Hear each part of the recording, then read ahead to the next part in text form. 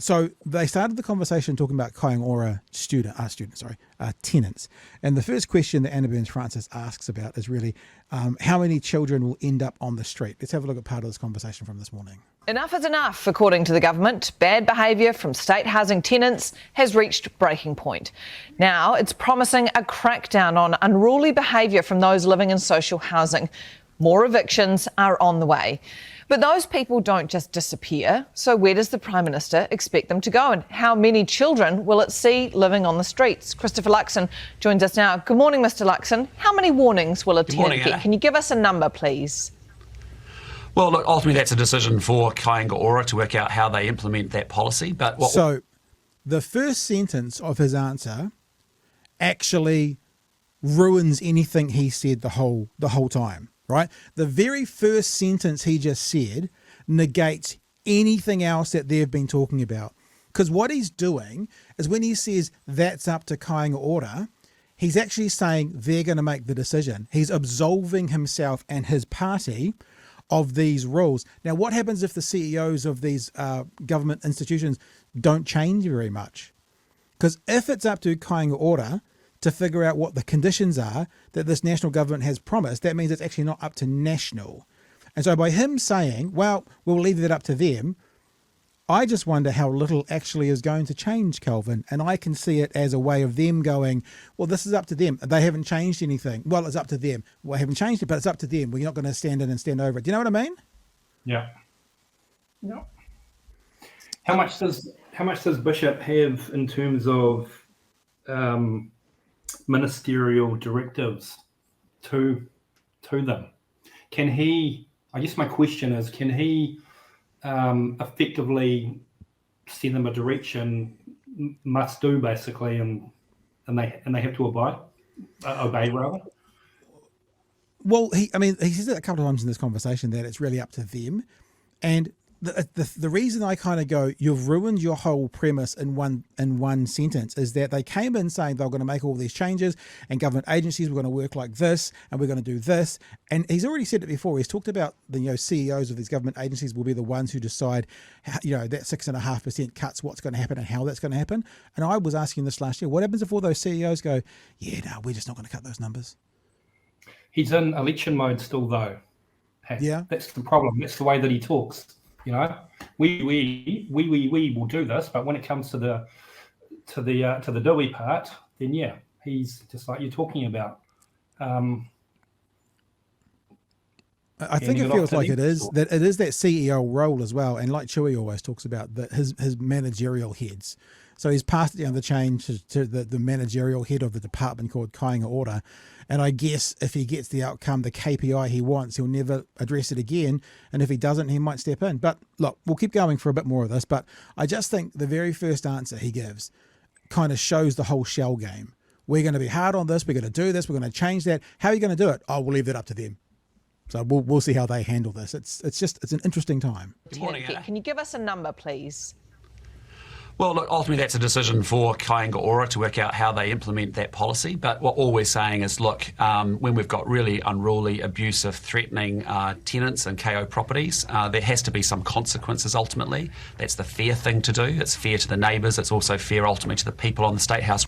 Because I don't know about you, Kelvin, but I just think the most vulnerable in society, the poorest in society, the area where there's probably more addiction and mental health issues, which, by the way, doesn't get talked about at all in these interviews, neither on the interview on NewsHub.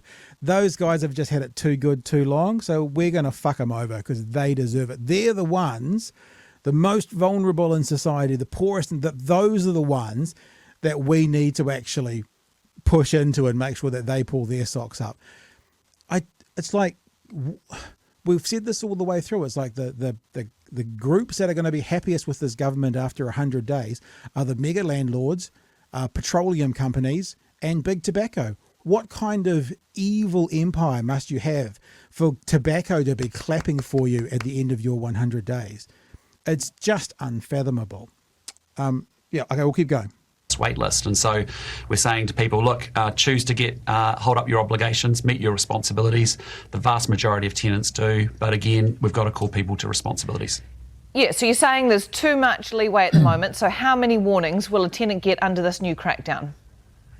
Look, that's ultimately a decision for KO. We don't want to Again. evict anyone from a KO house ultimately. But if an adult is choosing to continue to engage in threatening and abusive behaviour that's impacting on their neighbours, that is unacceptable. And ultimately there'll be a warning and a notice process and ultimately an eviction. We want to avoid that if at all possible. But I think we need to make sure that there are consequences.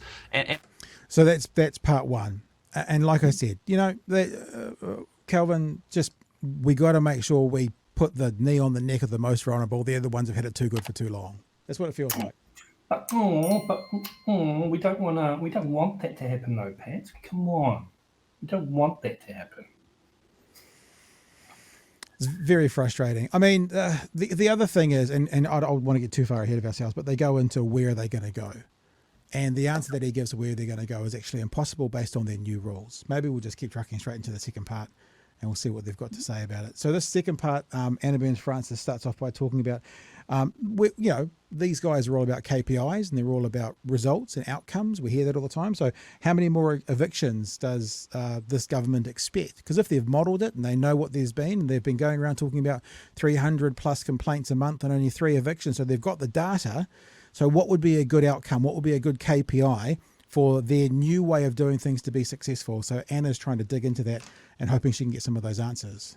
Well, again, it is ultimately for Kāinga Ora to operationalise the policy and the letter of intent that we've actually sent them. But what Do you I have an just say expectation to you is, around evictions? Well, here's an example, right? For the last 3 or 4 months, we've been running at about 335 incidences of abusive behaviour. What we've then seen is over the course of the last year, I think only 3 evictions, for example, of unruly tenants.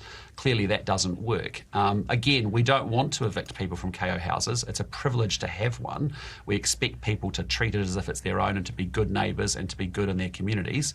But I'm sorry, but where people aren't doing that, it's just not fair and it's just not right. And so we will have to have tougher consequences for that. Okay, so 3 evictions to 300 plus complaints. What would be a ratio that you month. would feel more comfortable with? What would be a rate of evictions that you think would match the level of complaints about unruly behaviour?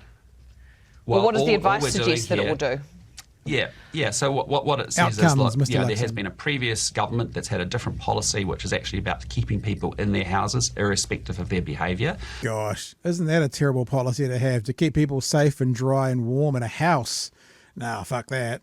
What we're saying to the leadership of KO, hey, listen, our letters of expectation as a government to you is that you actually can move away from that policy, because actually it's important that we hold people to account, that they take their responsibilities seriously. They get a right for a house. They have a responsibility to do the right thing by it. That's all that this is doing, all this directive or this letter is doing. So the other thing, Calvin, and jump in after this one if you want, bro, is that what we haven't heard in this interview, we didn't hear it on TV3 either, I had listened to that when I was walking the dog, is at no point has someone said, what if these tenants can't do what you're suggesting? And I know there's going to be a group of people out there going, oh, they're grown-ups. They can do it. They can sort it out, you know. If you're going to find things like mental health issues, addiction issues, PTSD issues, all sorts of broken people, this is one of the areas you're going to find them. So no one's asked him the question yet. So I put this onto the media as well. What about those people that literally cannot fulfill the criteria you're asking for? What happens to them? That hasn't been asked yet. And that's a huge concern, because that's not only the most vulnerable, it's the most vulnerable of the most vulnerable. What happens to them when you put your knee on their neck? What do you reckon? Oh, it's quite simple, really. They become an even greater burden on society, a drain on all resource at the end of the day. I mean, if we cut these people loose, God forbid, out onto the street, then what? Who's going to take responsibility for them? I think that then what is so important. We used to do this a lot in Talkback. We'd get the oversimplified argument coming up. I've got a house and there's a solo mum and there's gang members visiting. I want them out, or my neighbourhood. And people would phone up and say, yeah, of course, yeah. And I go, and that's what I asked them. I'd literally say, then what? So then what for those kids? Then what? And it's like, well, we don't care. And I said, well, okay, but what if then what's living in a car? And what if that car is at the end of your driveway? Because they're going to be somewhere. Then what? You know, so it's just washing my hands of them. You know, society's only as good as we treat the least, that idea. And if these people are the least, I don't want to judge them into that kind of self-fulfilling prophecy, but if they are, if we're basically saying, if you're not a good boy and girl, then we're going to take away your house. What is that going to do? How is that going to leave people? It's just, again, it's this meanness. Yeah. I mean, I don't think any of us would say, yeah, let's let them break the walls of all the houses of Kāinga Ora. But I don't think, I'd like to see, maybe I shouldn't say this, but maybe I'll go looking for some research that goes, the harsher you are with the most vulnerable in society, the better outcome you get. I would be surprised if that research existed.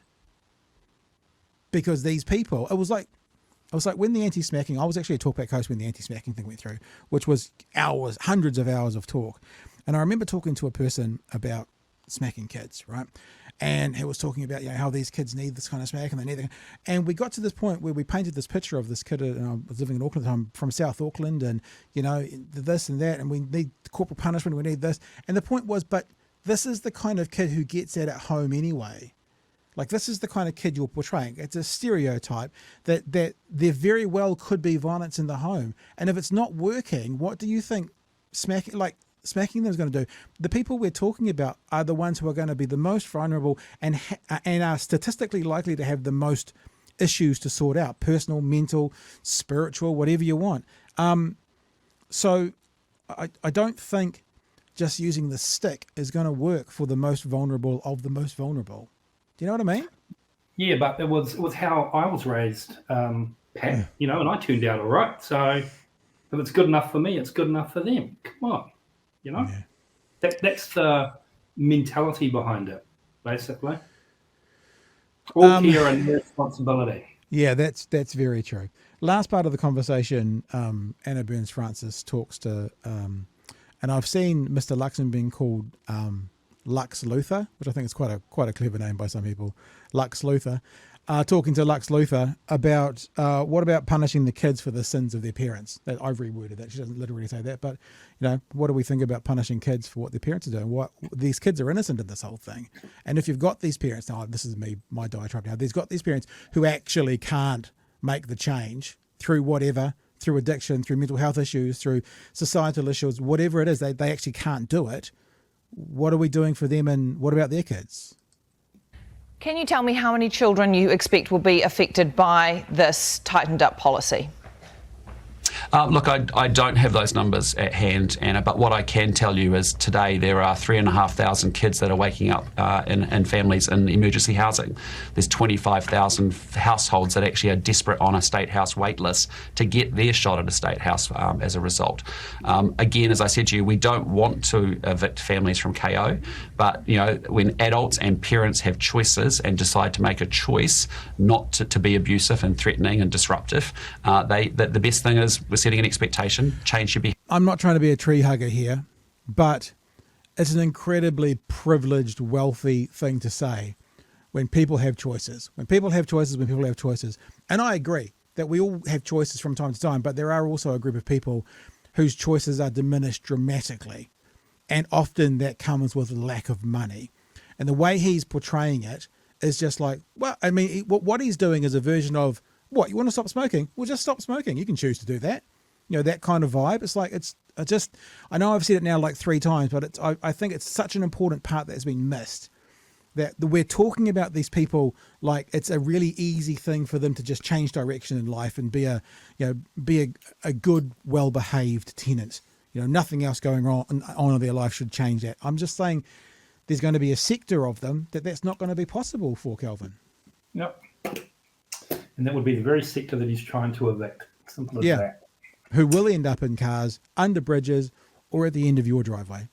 Yeah. If you don't understand the problem, how the fuck can you actually solve it properly? I mean, It's that simple. It's that simple. Understand the actual problem.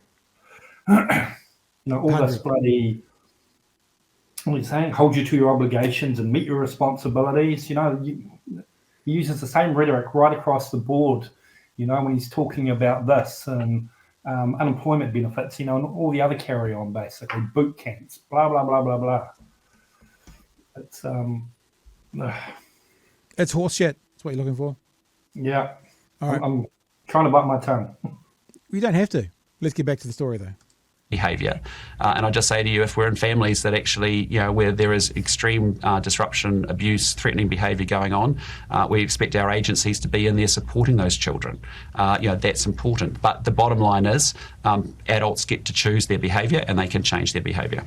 Yeah, can we drill down on this a bit? Because I might suggest that if adults are selfish enough to be thinking that their unruly behaviour matters more than the house over their head, even with this warning, that the children probably also haven't come first and foremost, but they are going to be the consequence of an eviction. They also will get the boot from the house. So what do you expect to happen? Because they don't just move out to another house, they go out and have nowhere to go. So where do you expect those parents with children to go with those children?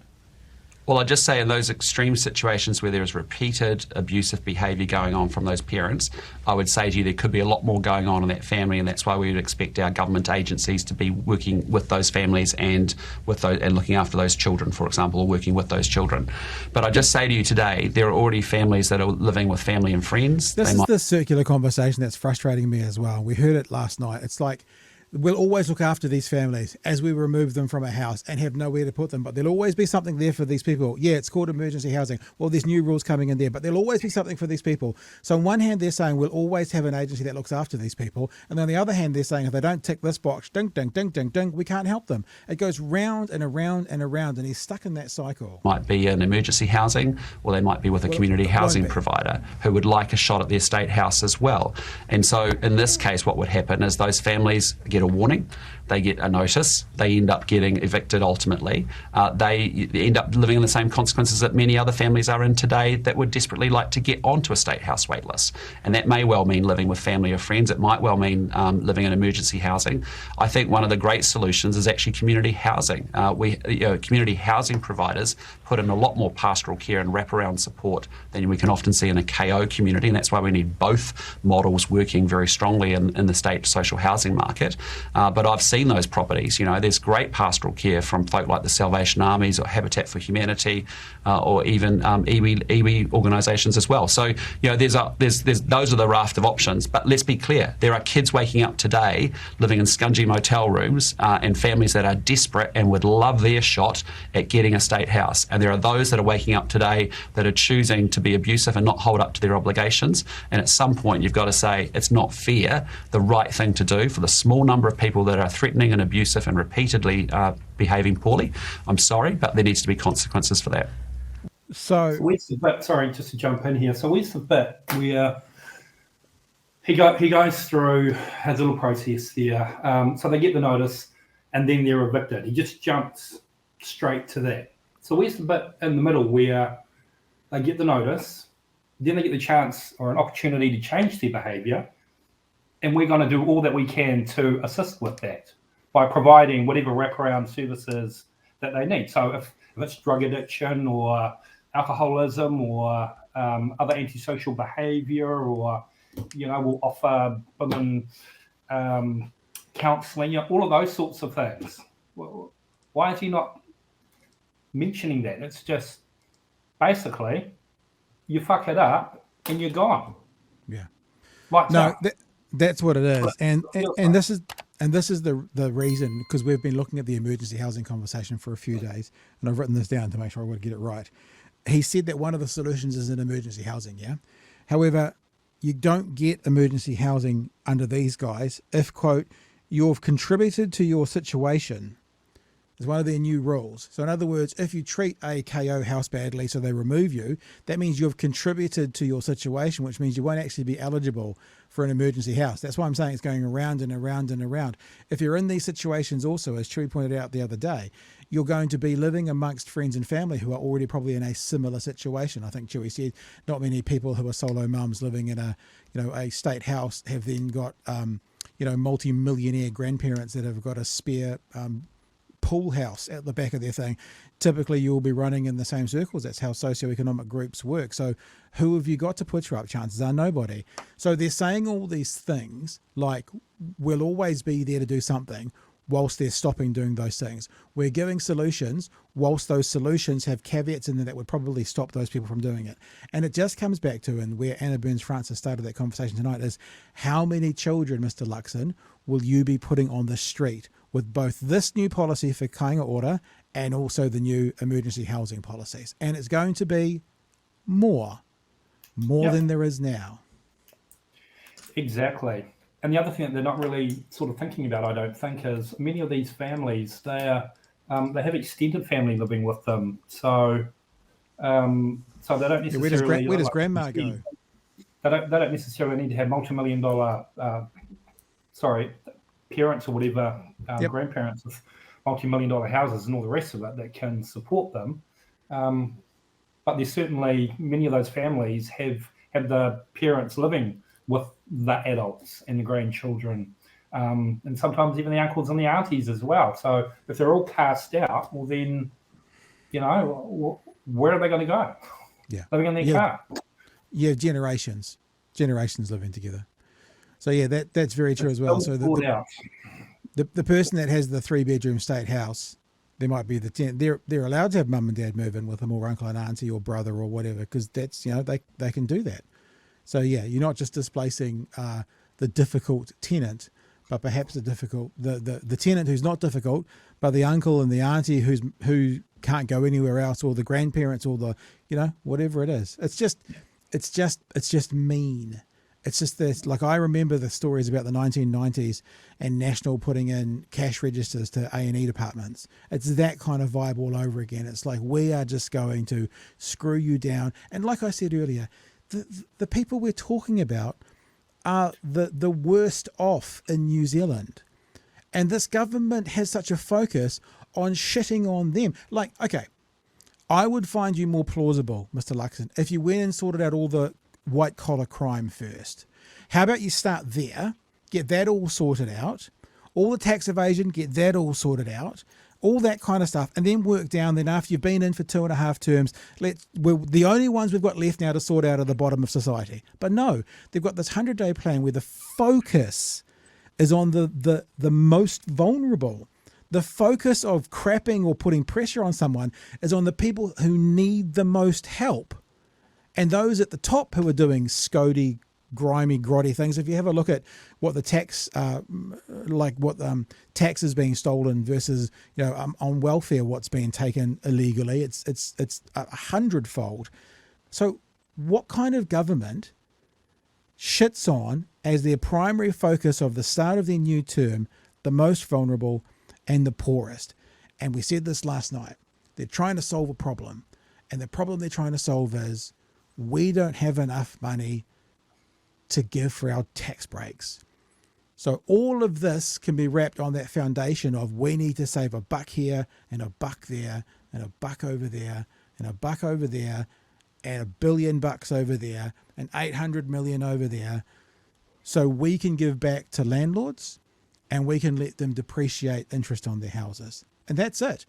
Because they're either vindictive, evil bastards, or they're calculated. And I would go so far as to say that this is more calculated based on what they want to do with tax refunds. Maybe they're evil bastards as well, but it's all about that. That's the problem they're trying to solve here. They're not trying to solve kāinga ora issues. They're trying to solve, how do we give tax cuts? That's the issue they're trying to solve, Calvin.